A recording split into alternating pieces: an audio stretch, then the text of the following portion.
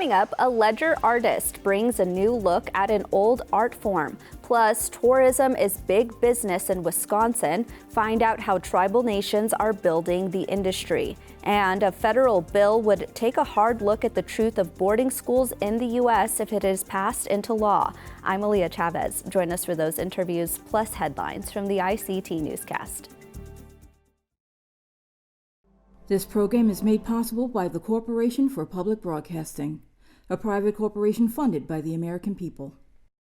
Arizona State University welcomes 3,500 Indigenous students from Arizona and across the nation. It serves one of the largest populations of Indigenous students among U.S. colleges and universities. We created a sense of place for tribal nations to create futures of their own making through community outreach and research, taught by world-class Indigenous faculty where they see a reflection of themselves and their experiences. Find community at ASU.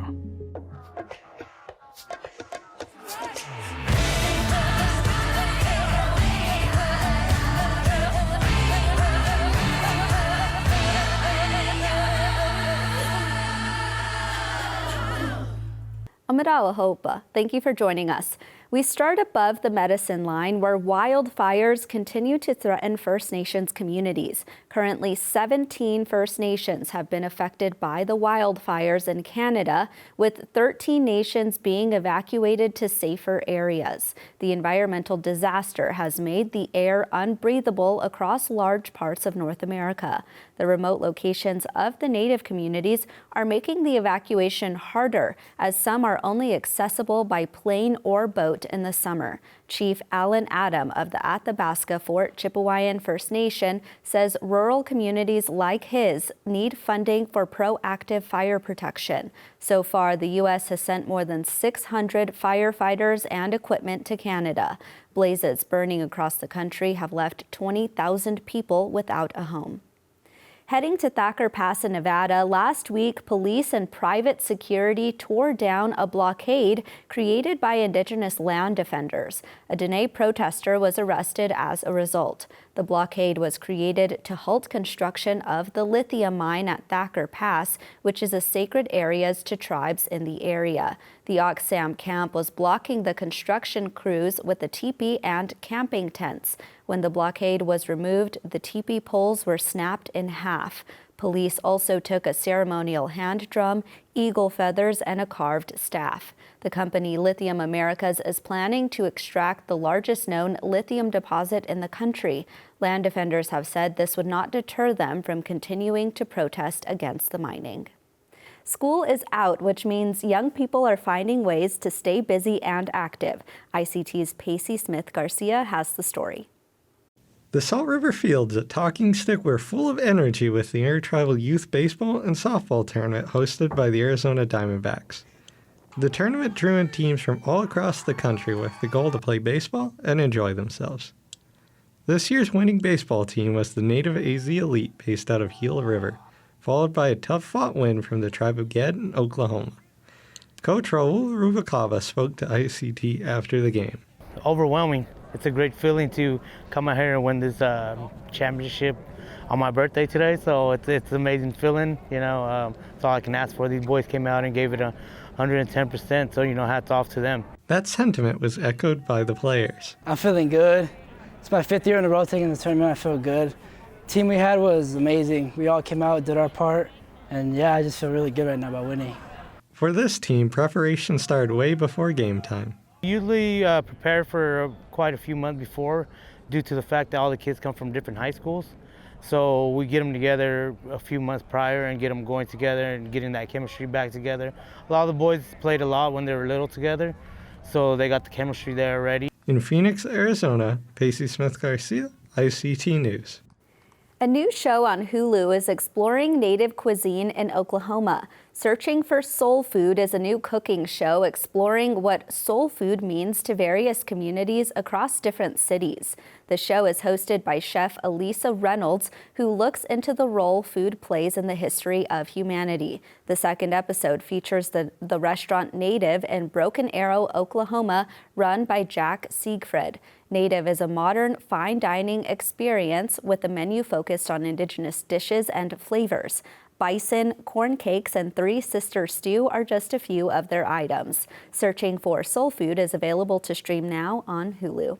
And those are the headlines for the ICT Newscast.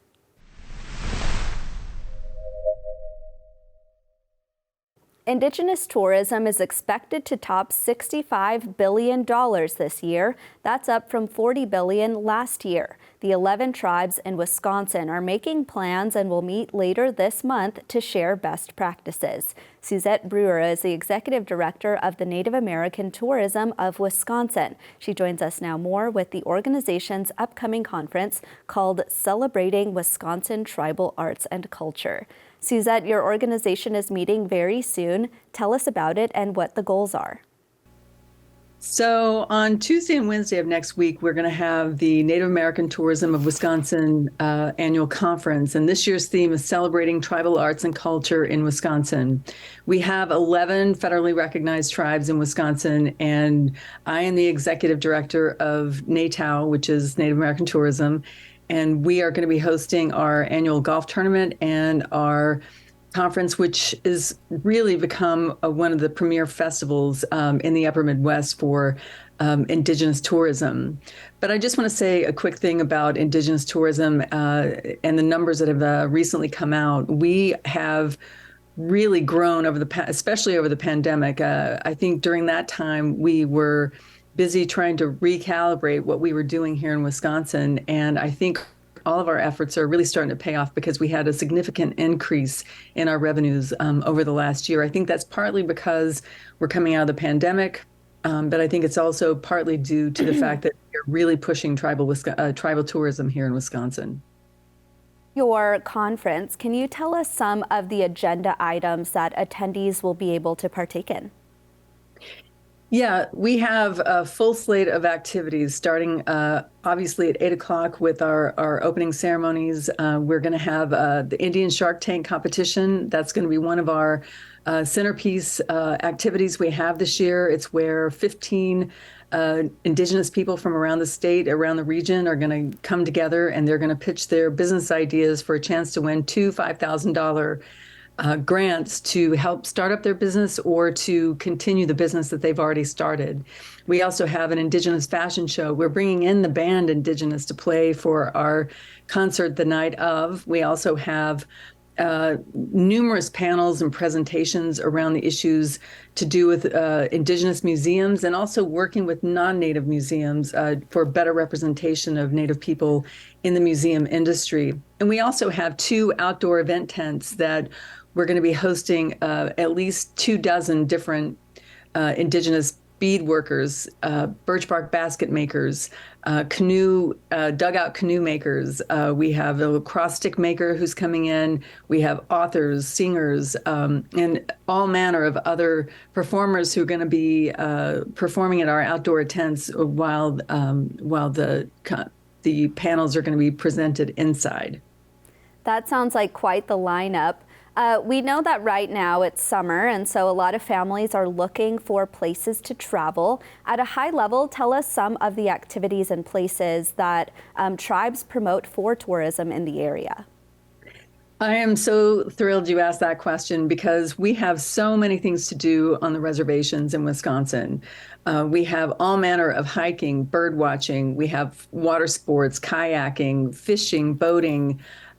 We have powwows, we have RV parks, we have campgrounds, we have basically any outdoor activity that you can contemplate. You can do that here in Wisconsin on the reservations. And we are very proudly promoting our outdoor recreation. We're also promoting our event spaces where you can get married, you can host your conference, you can host your baby shower. There's so many different elements to our tribal tourism that we are now actively promoting here in the state. And for parents who are looking for an experiential experience with their kids, we have all of our museums, our cultural museums and cultural centers that are going to be open this summer.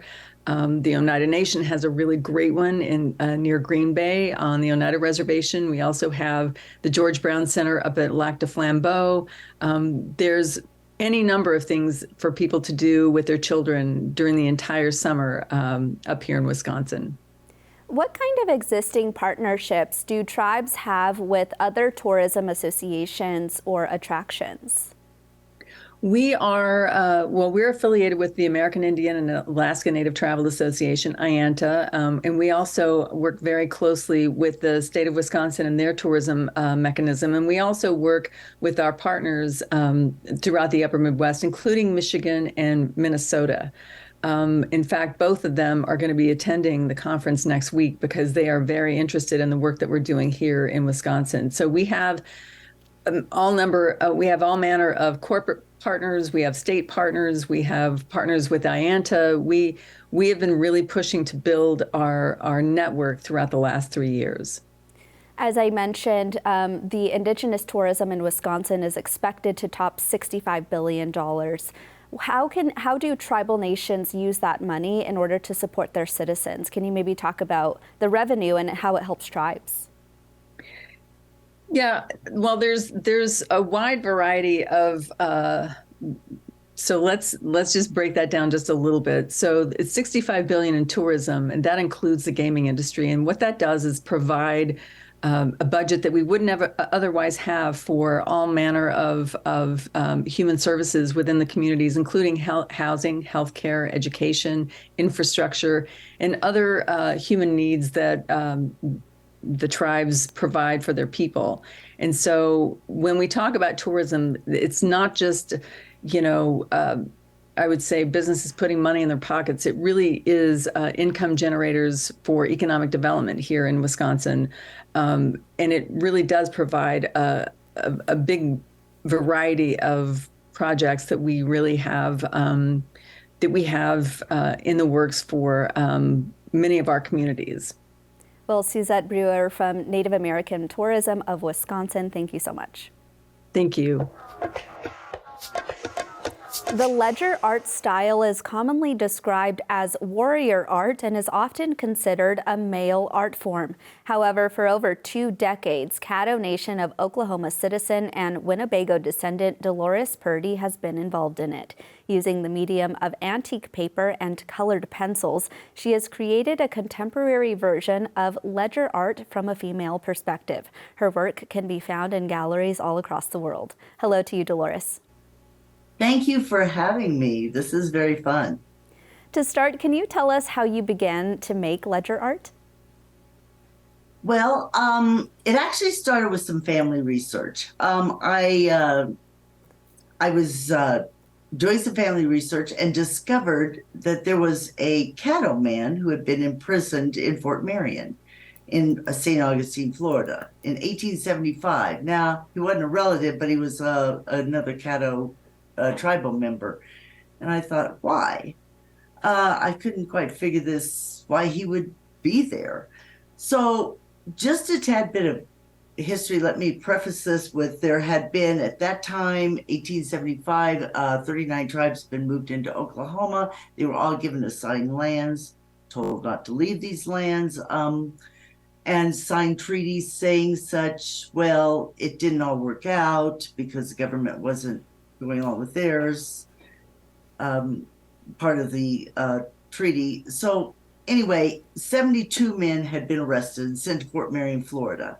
These were 72 men who were either tribal leaders or very influential in their, particular tribe that they were in. So anyway, back in the 90s, I was doing this research, came across this guy. And now at that time, the internet was still pretty young, so you had to actually physically walk into a library and open books and do research. And I found this book. I'm not sure if you can read this, but it says Plains Indian Art from Fort Marion.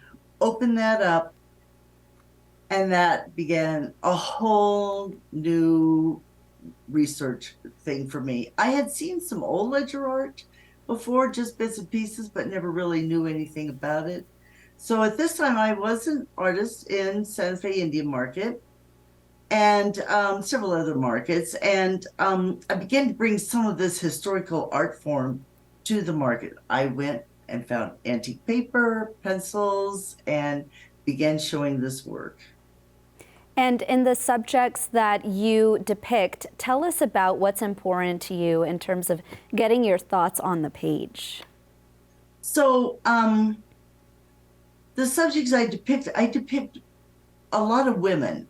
Granted, I am a woman, so a lot of my work comes across as very feminine, whether I want it to be or not, but I am feminine. So, and I come up with different, with women a lot because I try to show the beauty of a woman. I try to show how they work within their communities, but I do also have some very iconic images. I will use thunderbirds, horses doing a buffalo hunt.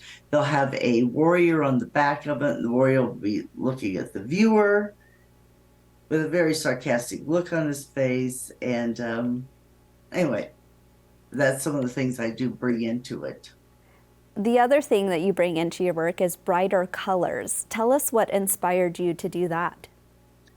Okay, so I am a huge fan and always have been of the Art Deco movement. The real linear lines of the Art Deco movement is beautiful. The furniture and stuff coming out of there.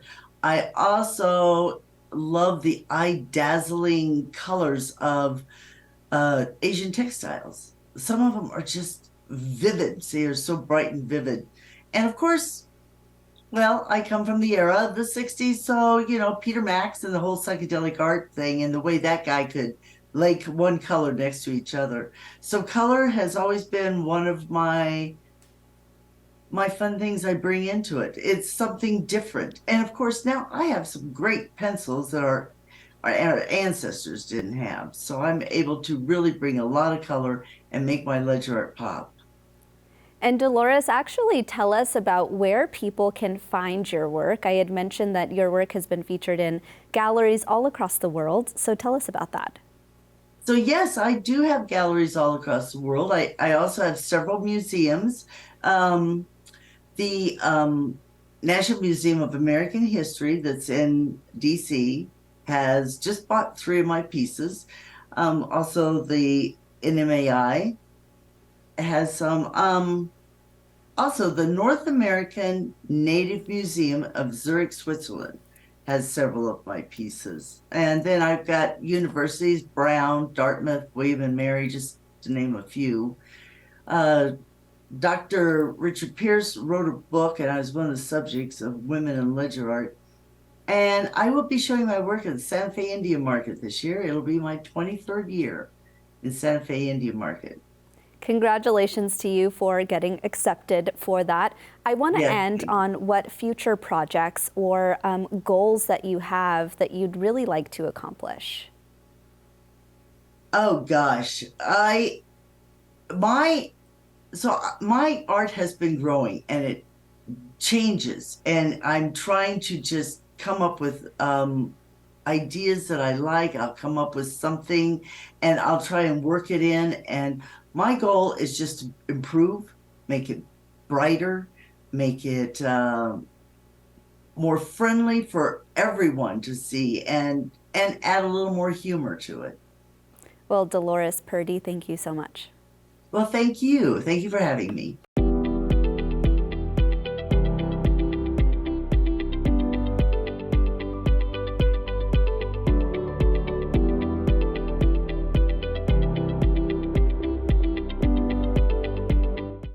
In the world of national politics, a boarding school investigation had its first success, and tensions were high during what was a planned celebration at Chaco Canyon over the weekend. Here to talk more about that is ICT's regular contributor, Holly Cook-Macaro. She's a partner with Spirit Rock Consulting and a board member of Indig Public Media, the parent company that owns ICT and the ICT Newscast. Hi, Holly.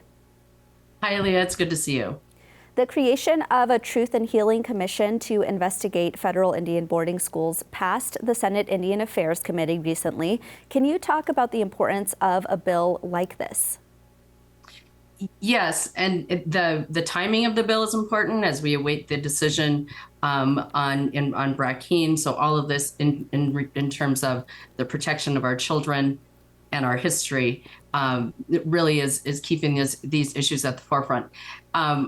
This bill, which would establish a Truth and Healing Commission investigating missing children, the assimilation policies at the time, was introduced by Senator Elizabeth Warren on May 18th.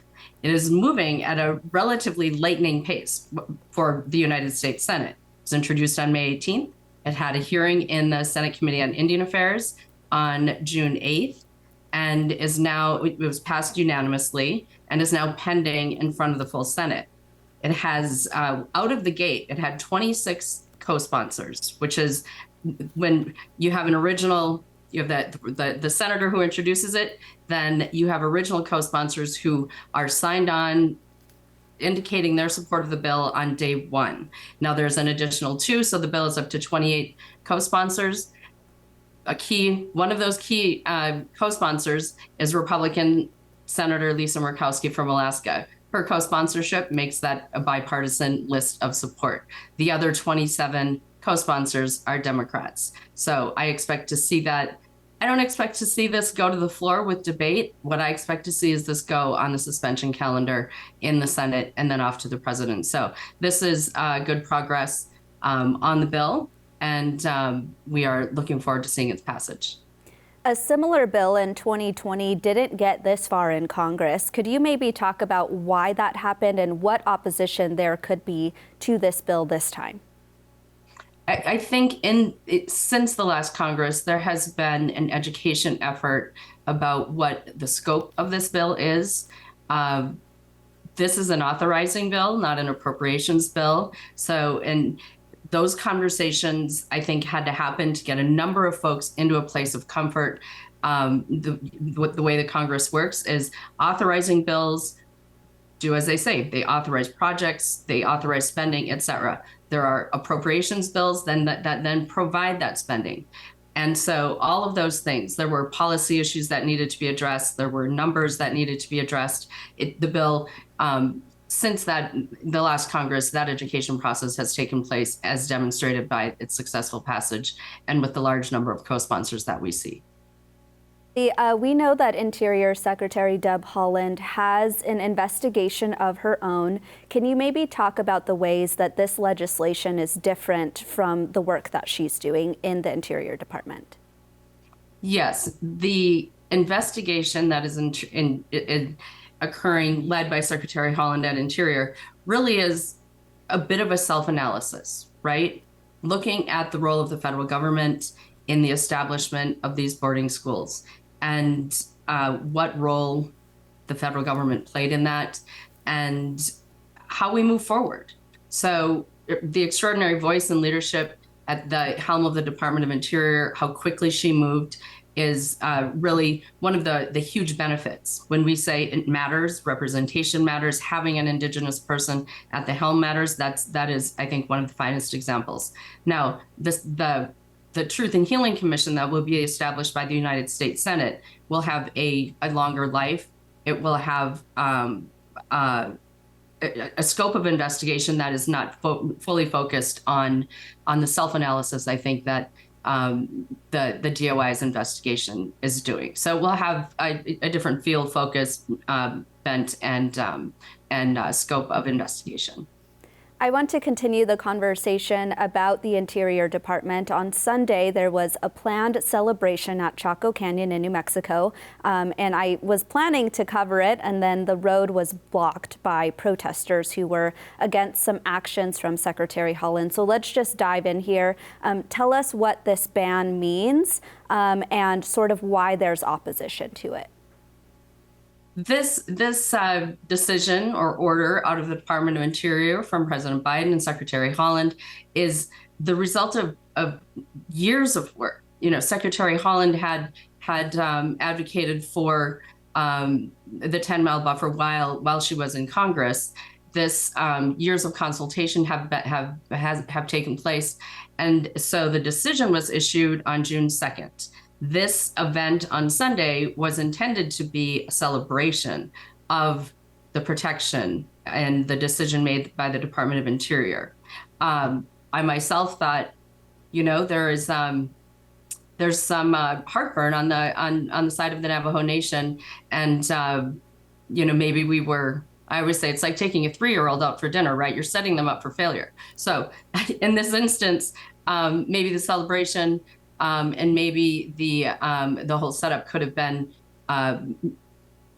timed in a way that didn't inspire what we saw go down and on the road into Chaco Canyon on Sunday. In particular, I think we saw an amplification of that old Navajo Pueblo division that was really unfortunate. We're seeing that in this disagreement. And I think as relatives that disagree, there are ways to find common ground that don't involve violence or, the breakdown of entire relationships. That is a shared community, as you know yourself, coming from one of the Pueblo communities. Yes, well, we will have lots more reporting on the Chaco Canyon developments next week. In the meantime, ICT regular contributor Holly Cook-Macaro, thank you as always. Thank you, Aaliyah. And that's a slice of our Indigenous world. For all the latest, visit ictnews.org. From all of us in the newsroom, stay safe, my relatives.